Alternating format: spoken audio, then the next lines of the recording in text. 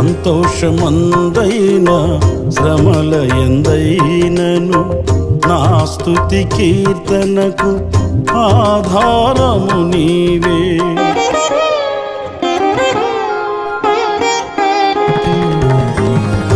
సంతోషమందైన శ్రమల ఎందైనను నా స్తుతి కీర్తనకు ఆధారము నీవే.